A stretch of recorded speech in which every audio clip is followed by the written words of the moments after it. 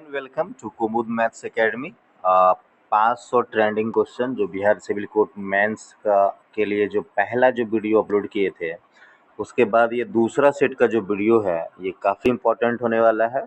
आप लोग बने रहिए इस चैनल के साथ और सिर्फ देखते रहिए और लाइक शेयर और सब्सक्राइब करना ना भूलें। पहले के वीडियो में हम बोलते नहीं थे, लेकिन अब बोल रहे हैं कि अगर अच्छा लगे तो लाइक शेयर सब्सक्राइब करना ना भूलें, ठीक है ना। काफ़ी ट्रेंडिंग क्वेश्चन है, अगर ये देख लिए वीडियो तो 15 नंबर नहीं आया तो फिर बोलिएगा, ठीक है। 10 से 15 के बीच में आपका स्कोर पक्का आ जाएगा। तो आप बिना कोई झिझक के, है ना, इस वीडियो को ज़रूर देखें और अपने जो दोस्त हैं जो नहीं भी क्वालिफाई किए हैं उसको भी भेजें ताकि वो भी देखें। और फिर से आने वाला है और अभी प्यून का भी एग्ज़ाम वगैरह होने वाला है और ये सारे कॉम्पिटिटिव एग्ज़ाम के लिए है, ठीक है ना, एसएससी वगैरह सब के लिए। चलिए स्टार्ट करते हैं बिना कुछ समय गवाए। पहला क्वेश्चन है, फर्स्ट क्वेश्चन क्या कह रहा है कि भारत का संविधान, है ना, कब लागू हुआ था। तो एकदम आप लोग को जवान पे रटा हुआ होना चाहिए, ठीक है ना, कि क्वेश्चन आए और आप लोग का आंसर आ जाना चाहिए और रुकना नहीं चाहिए। तो भारत का संविधान कब लागू हुआ था, अगर इंग्लिश में बोले when did the constitution of India came into the effect, तो ये 26 जनवरी 1950 को लागू हुआ था। जैसे क्वेश्चन आए तुरंत माइंड में आना चाहिए, ठीक है। कब लागू कब हुआ था, 26 जनवरी 1950, ठीक है ना, 26 जनवरी 1950, ठीक है। चलिए दूसरा क्वेश्चन पे आते हैं। डिटेल पे बात नहीं करेंगे, इसके अलावा और कुछ बता सकते हैं, लेकिन इस पे नहीं जाएंगे, डायरेक्ट क्वेश्चन आंसर के फॉर्मेट में देखेंगे ताकि आपका भी रिवीजन हो जाए। नेक्स्ट है, who was the chairman of drafting committee, प्रारूप समिति के अध्यक्ष कौन थे। तो प्रारूप समिति, जिसको ड्राफ्टिंग कमेटी इंग्लिश में बोलते हैं, तो जब संविधान बन रहा था तो उस समय ड्राफ्टिंग कमेटी बना था, तो उसके जो अध्यक्ष थे हमारे कौन थे, तो डॉक्टर वी.आर. अम्बेडकर जी, ठीक है ना, डॉक्टर वी.आर. अम्बेडकर जी। अभी हाल में अम्बेडकर जयंती भी हुआ था, ठीक है ना। तो डॉक्टर वी.आर. अम्बेडकर जो थे वो क्या थे, प्रारूप समिति के अध्यक्ष थे। ये पूछ सकता है, डायरेक्ट पूछेगा कि who are the chairman of drafting committee, तो आपका आंसर होना चाहिए डॉक्टर वी.आर. अम्बेडकर। नेक्स्ट है, देखिए, how many articles were there in the original constitution, कितना आर्टिकल है जब कॉन्स्टिट्यूशन ड्राफ्ट हुआ था, तो 395 आर्टिकल्स है जब कॉन्स्टिट्यूशन ड्राफ्ट हुआ था, है ना, 395। तो ये सब क्या है, आप पढ़े रहेंगे तो तुरंत आंसर लिख सकते हैं, तुरंत आंसर वहाँ पे आंसर लिखना है आपको, ठीक है। तो कितना आर्टिकल्स है, कितना अनुच्छेद है, 395। इसी के बाद लगे हाथों जो नेक्स्ट क्वेश्चन है, भारतीय संविधान में कुल कितनी अनुसूचियां हैं। तो 12 अनुसूचियां, याद रखिएगा, 395 आर्टिकल है, 12 क्या है, 12 क्या है, अनुसूचियां, ठीक है ना, 12 क्या है, अनुसूचियां, ठीक है। शेड्यूल जिसको इंग्लिश में बोलते हैं, 12 शेड्यूल है। चलिए नेक्स्ट है, which article deals with the amendment of the constitution. बहुत मेहनत लगा इस पीडीएफ को बनाने में, इसलिए आप लोग ध्यान रखेंगे, अच्छे से पढ़ लेंगे, ठीक है। तो क्या है, which article deals with the amendment of constitution, कौन सा आर्टिकल का यूज किसी भी कॉन्स्टिट्यूशन को अमेंड करने के लिए किया जाता है, यानी संशोधन करने के लिए। अमेंड का मतलब क्या होता है, संशोधन, अमेंडमेंट का। तो याद रखेंगे 368, आर्टिकल 368 का यूज जो है अमेंडमेंट के लिए किया जाता है, अमेंडमेंट के लिए किया जाता है। तो हम लोग अभी क्या क्या पढ़ लिए, एक बार फिर से रिवीजन कर लेते हैं। सबसे पहले टोटल आर्टिकल कितना था, ठीक है, तो 395, ये पहला क्वेश्चन पढ़े। फिर दूसरा पढ़े, मतलब इस संविधान से रिलेटेड। नेक्स्ट था अनुसूचियाँ कितना था, तो 12 अनुसूचियाँ था, है ना, जितना साल होता है उतना अनुसूचियाँ हो गया है, ऐसे ध्यान रख सकते हैं। आर्टिकल कैसे ध्यान रखेंगे, तो 395, ठीक है ना, 395, 400 में 4 कम, ठीक है। अब तो 412 हो गया है, ठीक है, लेकिन स्टार्टिंग में 395 आर्टिकल था। फिर आपसे पूछा है किससे अमेंडमेंट कर सकते हैं, तो 368, है ना, देख रहे हैं, 3 3 का डबल 6, 6 में जोड़ दीजिए, 368। ये सब ट्रिक है याद करने का, 368, ठीक है ना। चलिए नेक्स्ट क्वेश्चन है, who was the first president of independent India. बस इसी तरह का छोटा छोटा क्वेश्चन आपको पूछ सकता है, क्योंकि देखिए शॉर्ट एग्जाम है, टाइम कम है, 90 मिनट में 50 ऑब्जेक्टिव है और 40 डिस्क्रिप्टिव है। इंग्लिश में ऐसे लिखना है, हिंदी में ऐसे लिखना है, फिर या प्रिसाइज दे देगा, ठीक है। तो स्कोरिंग मतलब अच्छा हो सकता है, अगर आप इधर अच्छा कर लेंगे तो 40 नंबर में उधर अच्छा हो जाएगा, इधर अच्छा 50 नंबर में अच्छा कर लिए, ये 15 नंबर अच्छा हो गया तो सिलेक्शन होने का बहुत ज़्यादा चांस बढ़ जाएगा। तो first president of independent India किसको बोलते हैं, तो कौन थे, अपने बिहार के डॉक्टर राजेंद्र प्रसाद, है ना, डॉक्टर राजेंद्र प्रसाद, ठीक है ना। डॉक्टर राजेंद्र प्रसाद जो थे first president of independent India थे। विस्तृत बात नहीं करेंगे, सीधा आगे बढ़ते जाएंगे।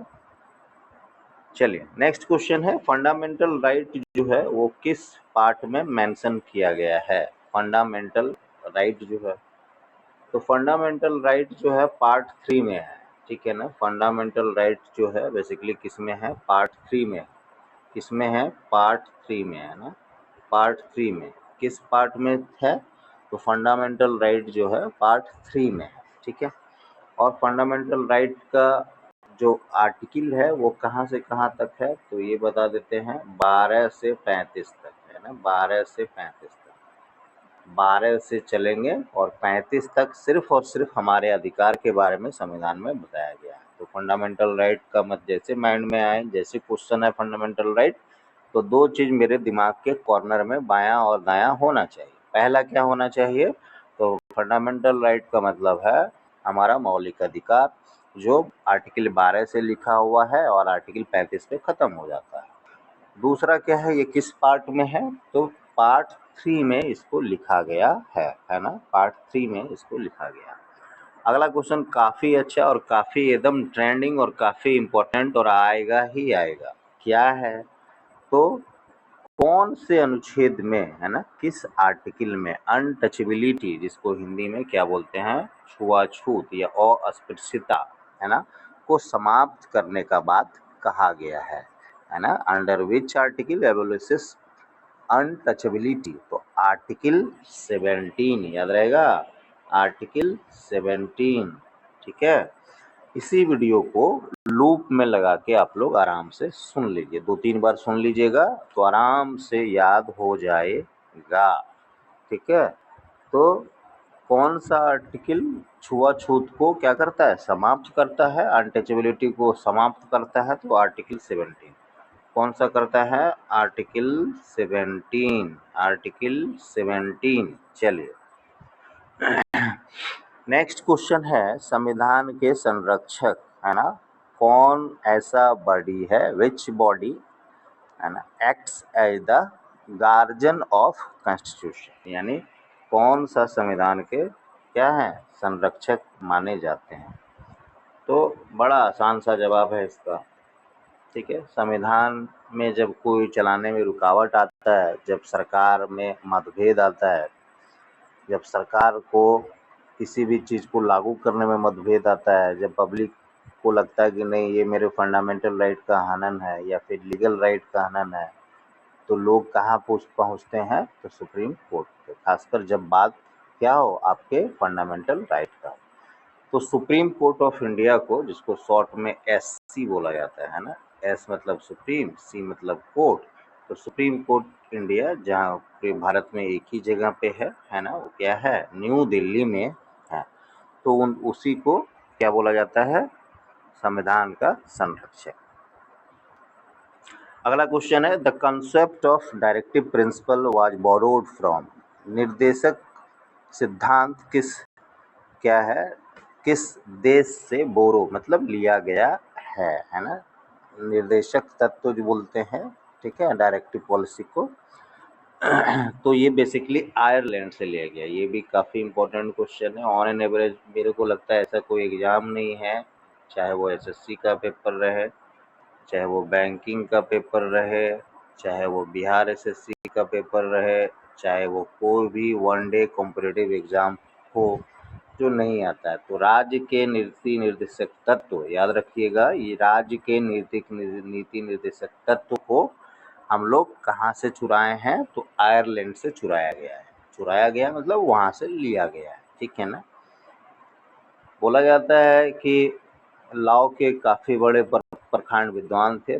कौन? तो अभी जो पढ़े भीमराव अम्बेडकर जी। तो भीमराव अम्बेडकर जी 300-400 बुक पढ़ लिए थे अलग अलग जगह का, ठीक है, मतलब कॉन्स्टिट्यूशन पे ही अलग अलग कंट्री का, वहीं से चुरा के, वहीं से सब समझ के, चुराना गलत वर्ड होगा, वहीं से सब समझ के अपने इंडिया का भी ड्राफ्टिंग किए थे।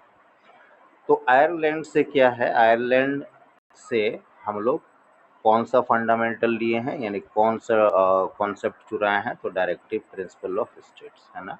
चलो नेक्स्ट है, which article deals with the emergency provision. कौन सा ऐसा आर्टिकल है, अभी पता ही होगा, इंडिया पाकिस्तान का युद्ध कल 5 बजे ख़त्म हुआ, फिर रात में पता चला कि सीज फायर यानी युद्ध विराम का उल्लंघन हो रहा है, जो कि होना नहीं चाहिए। अब देखिए आज का क्या ब्रीफिंग आता है, रात के 10 से 11 बजे का ब्रीफिंग यही था, जिसमें बताया गया, ठीक है, कि जिसमें ये बताया गया कि अभी तक पाकिस्तान की तरफ से सीज फायर का उल्लंघन किया गया है, इंडिया की तरफ से नहीं किया गया है, लेकिन इंडिया के सेना को बोल दिया गया है रिटेलिएट करने के लिए, जवाब देने के लिए।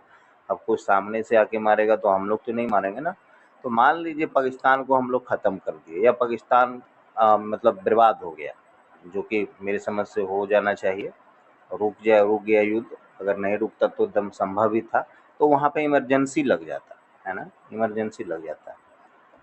तो इसी तरह से अगर किसी भी देश यानी अपने देश में इमरजेंसी लगने का ऐसा कुछ सिचुएशन आता है, तो सारा बात कहाँ पे लिखा हुआ है कि उस समय कैसे कैसे हम लोग को क्या करना है। तो इमरजेंसी का प्रोविज़न जो है आर्टिकल 352 से आर्टिकल 360 तक मेंशन है ना। पूछेगा कि कौन सा आर्टिकल डील करता है इमरजेंसी प्रोविज़न से, तो क्या बोलेंगे? आर्टिकल 352 से 360 तक, है ना। आर्टिकल 352 से 360 तक। What is the tenure of Rajya Sabha member? चलिए, ये राज्यसभा जो है देश का क्या होता है, यानी संसद का क्या होता है, बड़ा भैया होता है यानी बड़ा भाई। एलएस लोकसभा और राज्यसभा। लोकसभा में जो होता है शासनकाल, अगर कोई एमपी जिसको हम लोग वोट दे के जीतते हैं तो 5 साल, और राज्यसभा 6 साल, ठीक है ना। यही 2 सभा होता है। इसको हम लोग डायरेक्ट चुन के नहीं भेजते हैं, ये हमारे द्वारा डायरेक्ट जनता के द्वारा नहीं चुना जाता है, और ये हम लोग चुन के भेजते हैं, ठीक है। तो इसका 5 साल और इसका 6 साल। एक और क्वेश्चन इसमें फेवरेट है, लोकसभा बनने के लिए यानी एमपी बनने के लिए, प्रधानमंत्री बनने के लिए, ये सबको बनने के लिए आपको 25 साल का एज होना चाहिए, और राज्यसभा के मेंबर को बनने के लिए 30 साल का एज होना चाहिए, है ना। 30 साल का एज होना चाहिए, ठीक है। और राष्ट्रपति बनने के लिए एक और बता देते हैं जो क्वेश्चन आता है, तो प्रेसिडेंट बनने के लिए भी 35 ईयर्स होना चाहिए, ठीक है। और पीएम बनने के लिए 25 साल काफ़ी है। आप अगर लोकसभा के मेंबर बन गए, एमपी बन गए, तो पीएम भी बन सकते हैं, ठीक है। चलिए अगला क्वेश्चन है, which schedule contains the list of official language. कौन सी अनुसूची राजभाषाओं की सूची देती है? तो ऐसा कौन सा सूची है जिसमें भारत में जो भाषा बोला जाता है 22 भाषा बोला जाता है, तो ये 8 शेड्यूल में मेंशन है ना, 8 शेड्यूल में। तो अगर आपसे कोई पूछे कि कौन सा शेड्यूल है ना, कौन सा शेड्यूल है जहाँ पे इंडिया के 22 भाषा को बताया गया है ऑफिशियल रूप में, संवैधानिक रूप में, तो ये कुछ नहीं है, आठवां अनुसूची में भारत के 22 भाषाओं के बारे में जिक्र किया गया है। अगला क्वेश्चन देखते हैं, कहता है which amendment is known as the mini constitution. कौन सा ऐसा संशोधन है जिसको हिंदी में लघु संविधान कहा जाता है? कौन सा ऐसा संशोधन है जिसे मिनी कॉन्स्टिट्यूशन कहा जाता है? Which amendment is known as the mini constitution? तो याद रखेंगे ये 42वां अमेंडमेंट है। कौन सा अमेंडमेंट है? 42 है ना।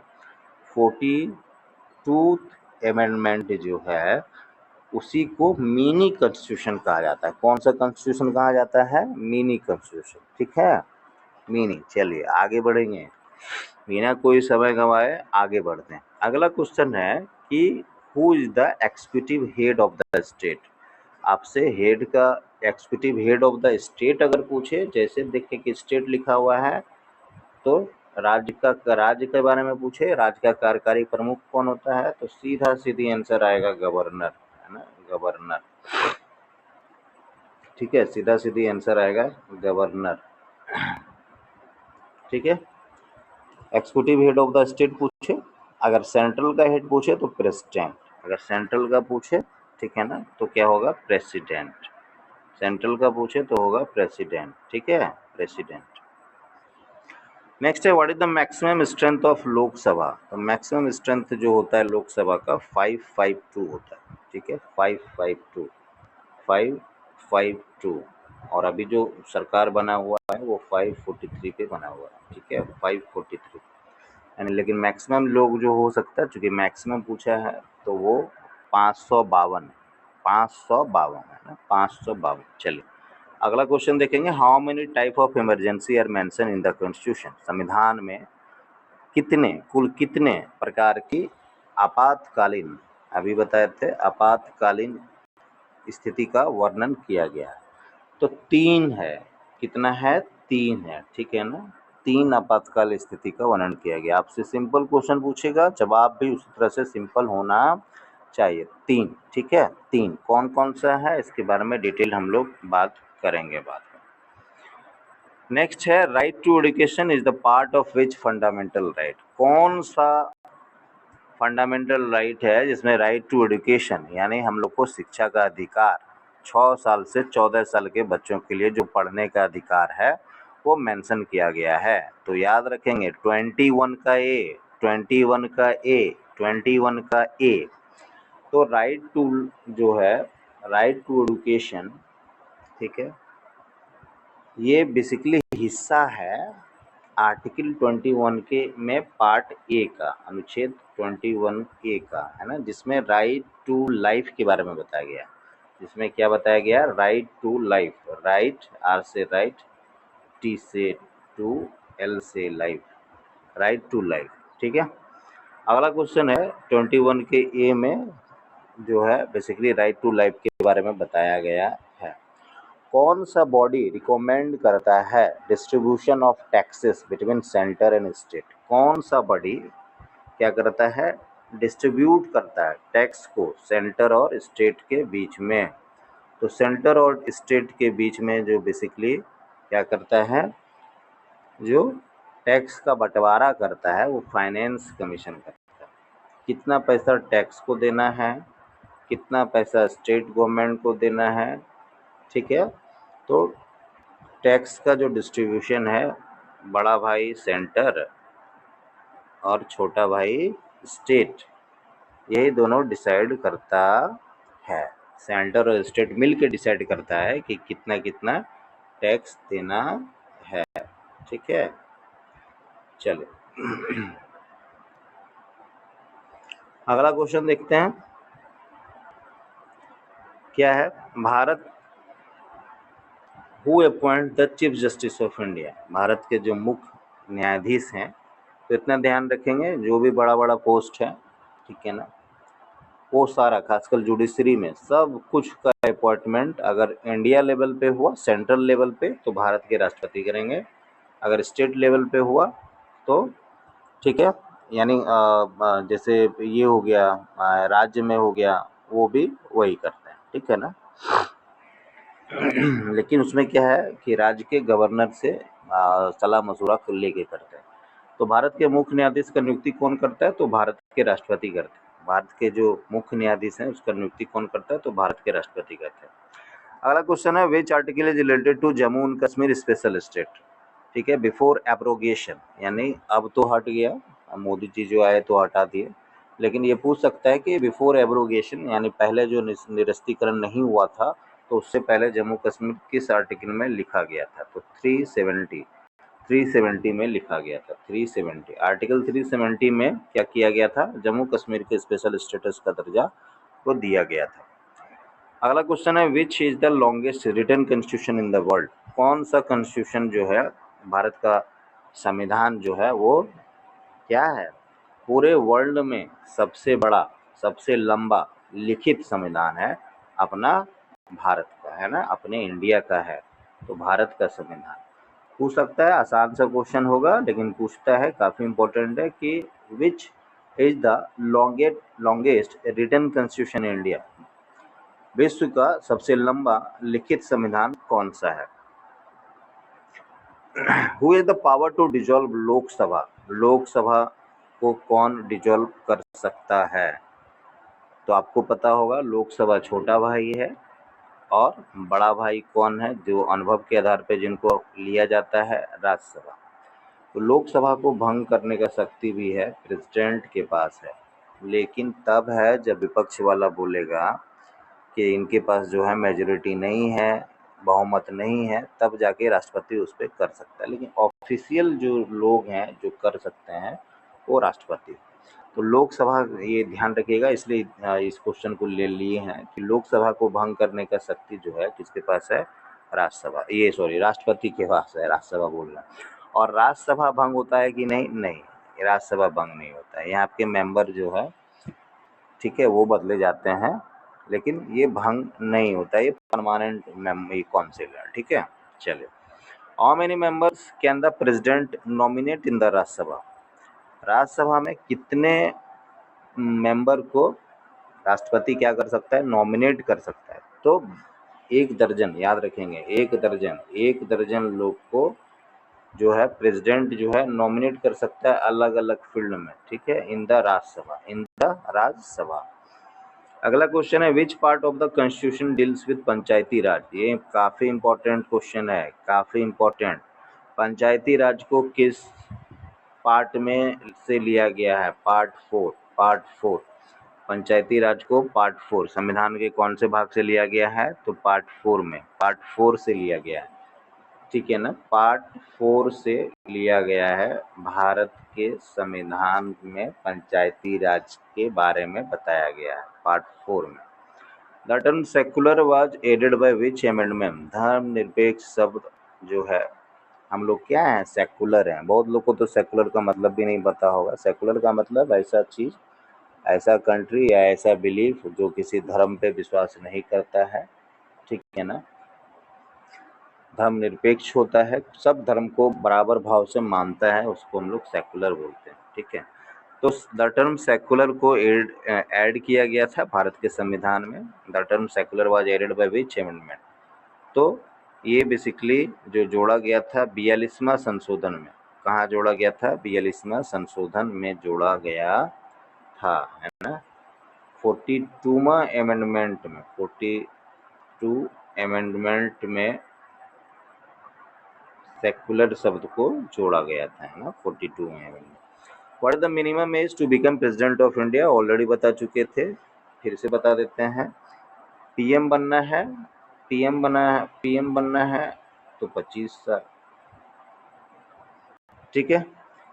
और क्या बनना है, प्रेसिडेंट बनना है, प्रेसिडेंट बनना है तो 35 साल, लोकसभा मेंबर बनना है तो 25 साल, पीएम बन गए मतलब लोकसभा मेंबर बन गए, राज्यसभा मेंबर बनना है तो 30 साल, ठीक है। और क्या बताएं, डीएम बनना है तो फॉर्म भर दीजिए, 21 साल तो मिनिमम एज होना चाहिए, बाकी आपके तैयारी पे है, ठीक है, आपके भाग्य पे है।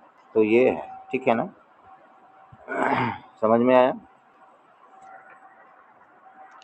नेक्स्ट है, what is the first female president of India, तो 2008 में प्रतिभा देवी सिंह पाटिल जब बनी थी पहली बार, तो उस समय क्या था, 8 में बनी थी या 6-7 में बनी थी। प्रतिभा देवी सिंह पाटिल पहले महाराष्ट्र की हैं, पहली जो है महिला राष्ट्रपति थी प्रतिभा देवी सिंह पाटिल, ठीक है। और पहला अगर आपसे मुख्यमंत्री पूछे तो सुचेता कृपलानी, ठीक है, सुचेता कृपलानी।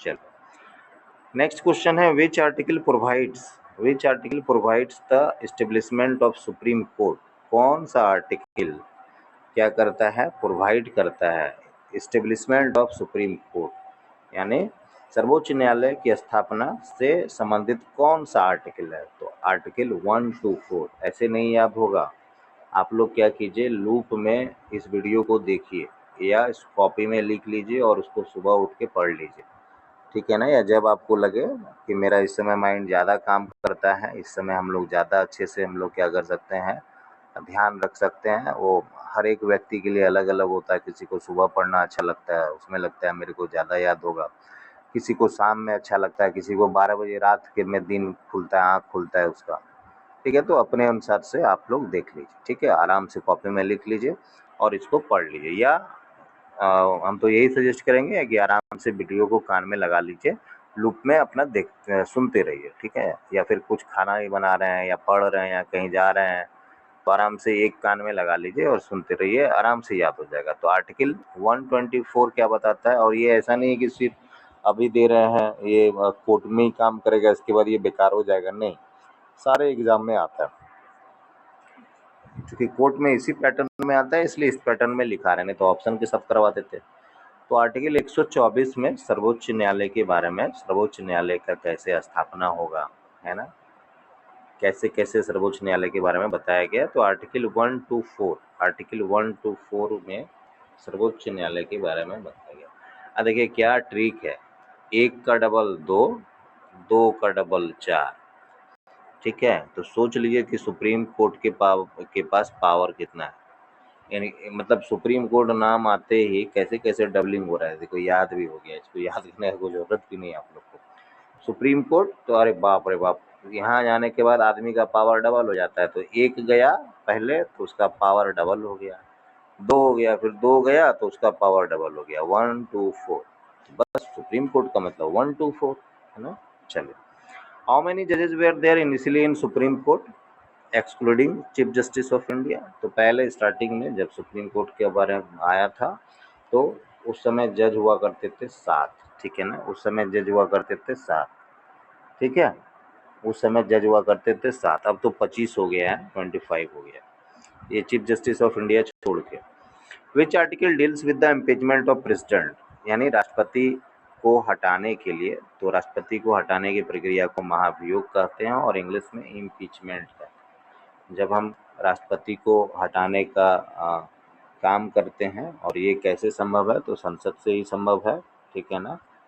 2/3 मेजोरिटी पास हो जाता है तो ये क्या होता है, इनको हटाया जा सकता है, ठीक है। अभी तक तो ऐसा नहीं हुआ है खासकर इंडिया में, और मेरी समझ से होगा भी नहीं।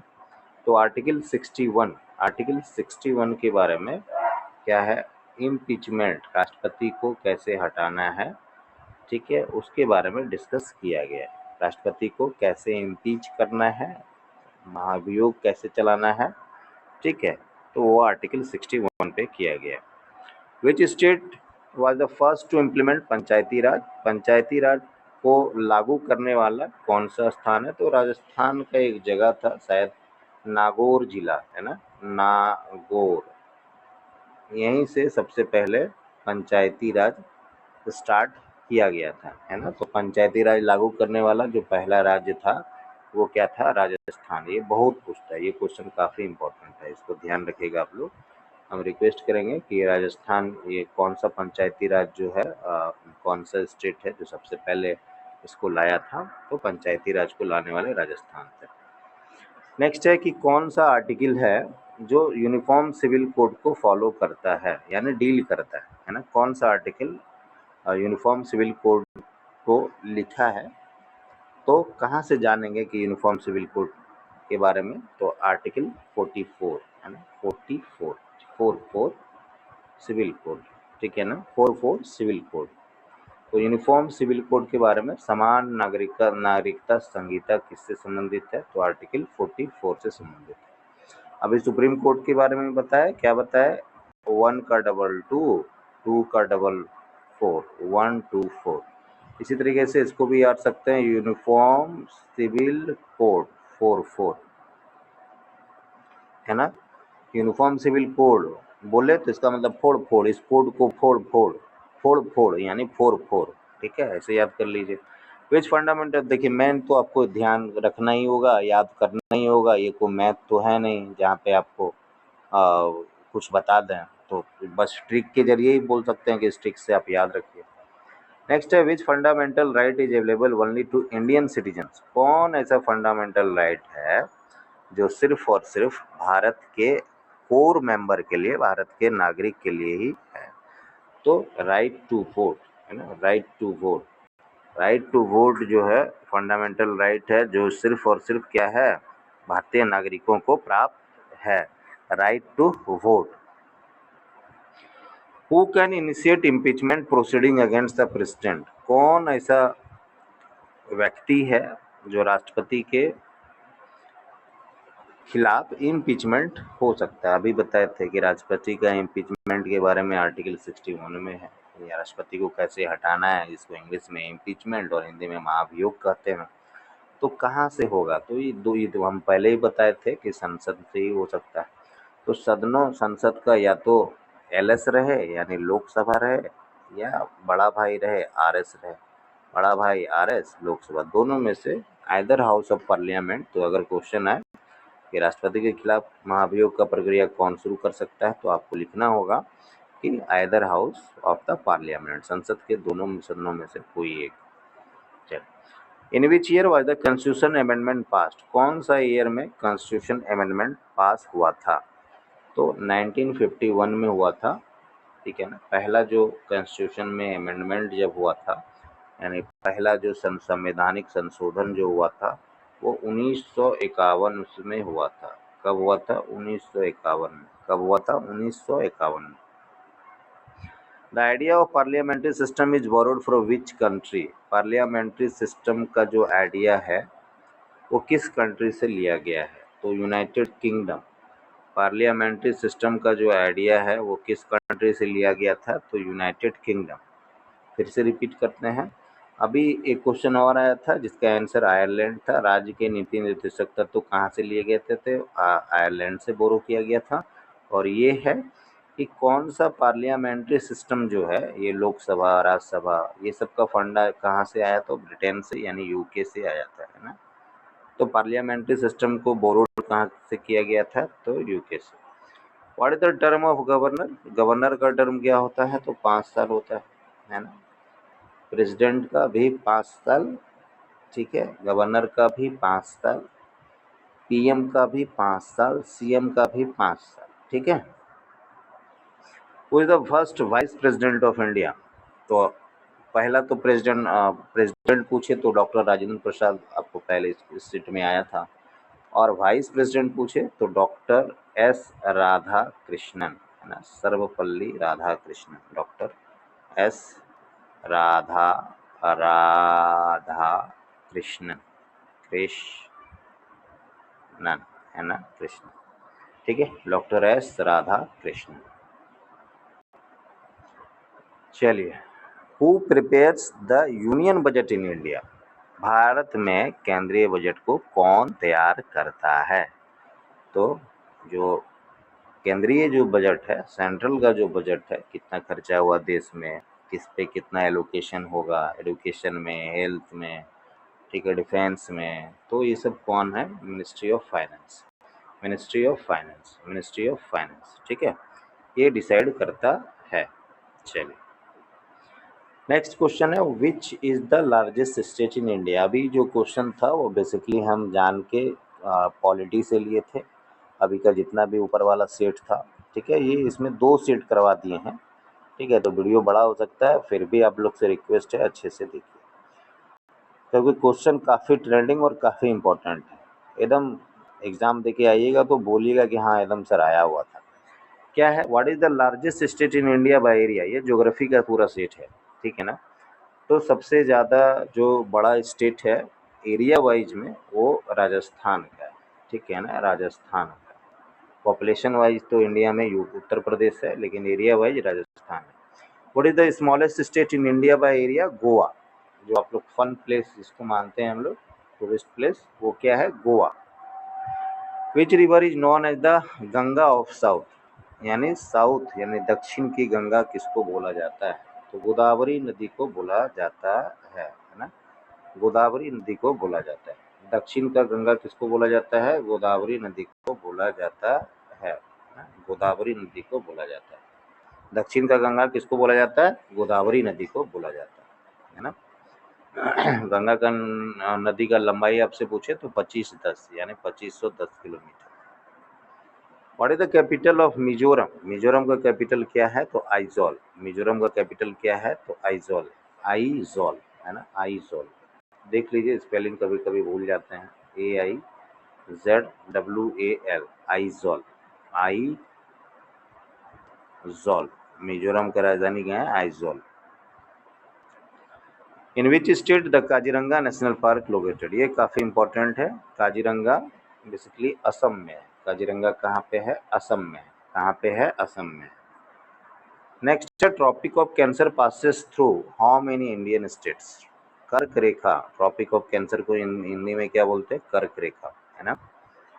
तो ट्रॉपिक ऑफ कैंसर भारत के कितने राज्यों से होकर गुजरती है? तो याद रहेगा 8 राज्य। अभी भारत में कितना राज्य है? तो 28 स्टेट्स है।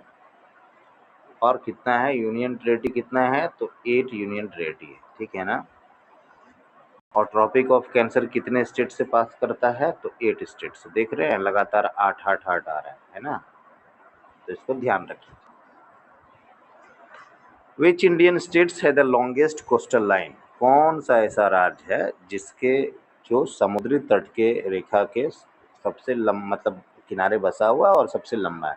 तो गुजरात बेचारा क्या है? गुजरात एक ऐसा स्टेट है जहाँ पे सबसे लॉन्गेस्ट कोस्टल लाइन है। कोस्टल लाइन अब वेस्ट में जाएंगे तो पूरा पानी और पानी है ना। अरबियन सी इधर ही बना हुआ है, अरबियन सी, है ना। गुजरात से लेके नीचे जाएंगे महाराष्ट्र तक, ठीक है, वेस्ट की ओर। Where is the Sundarban delta located? Sundarban का डेल्टा कहाँ पे है? तो पश्चिम बंगाल में है। ममता बनर्जी दीदी के यहाँ पे है, ठीक है ना। वेस्ट बंगाल, वेस्ट बंगाल, ठीक है ना। वेस्ट बंगाल में सुंदरबन का डेल्टा है। और अभी पढ़े काजीरंगा नेशनल पार्क कहाँ है? वो भी असम में है। भारत की सबसे ऊंची चोटी कौन सी कहलाती है? तो भारत का जो सबसे ऊंची चोटी है कंचनजंगा। कौन सा है? कंचनजंगा, कंचनजंगा।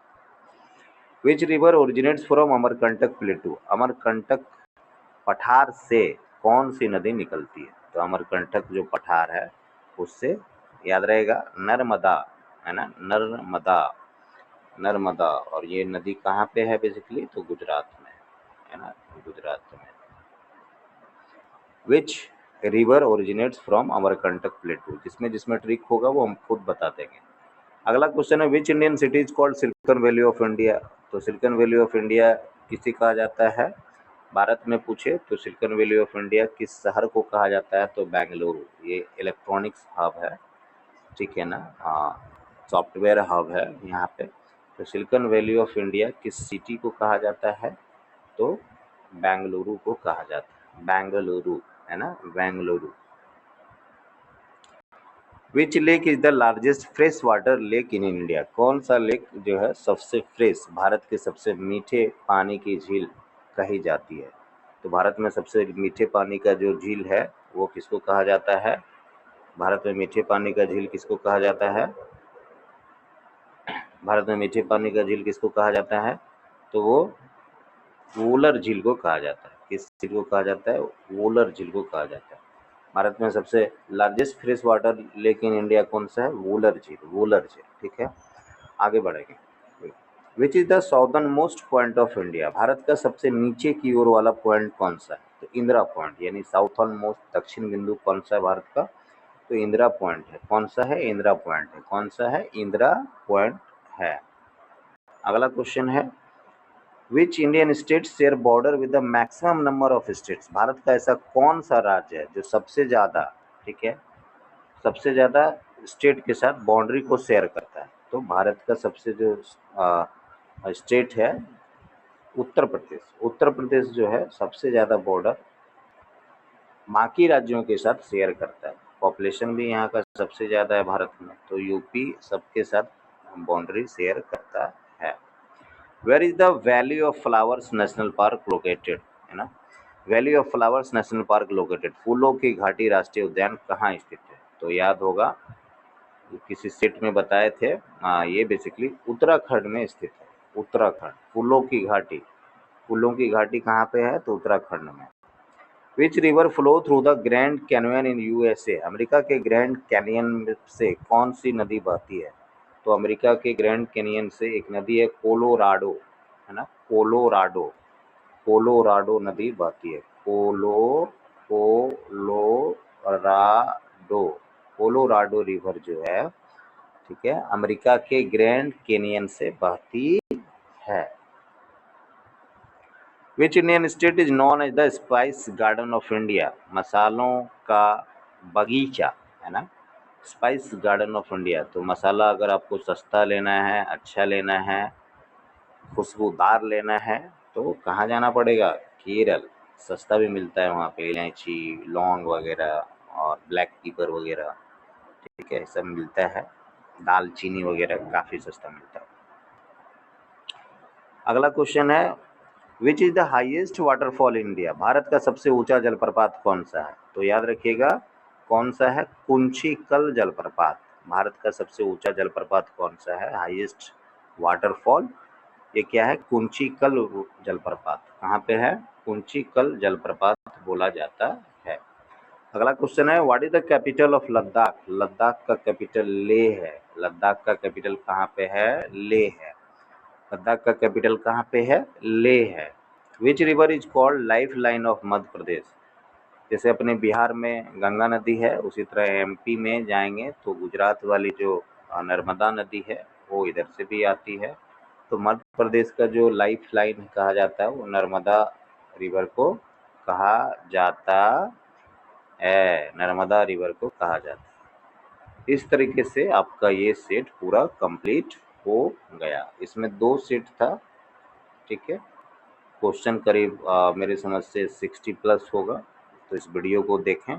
अगला वीडियो तुरंत आ रहा है आप लोगों के लिए। बने रहें कुमुद्स एकेडमी के इस यूट्यूब चैनल को शेयर कीजिए, सब्सक्राइब कीजिए, बेल आइकॉन दबा दीजिए ताकि कोई भी वीडियो बने तो आ जाए। और यार सब्सक्राइब करो, अच्छा लग रहा है तो सब्सक्राइब करो, लोगों को बताओ, ठीक है। चलिए मिलते हैं अगले वीडियो में, ठीक है। तब तक अपना ध्यान रखने, अपने पढ़ाई को कंप्लीट कीजिए और जो सजेशन दिए हैं वो सजेशन से आप लोग पढ़ाई कीजिए, ठीक है। चलिए।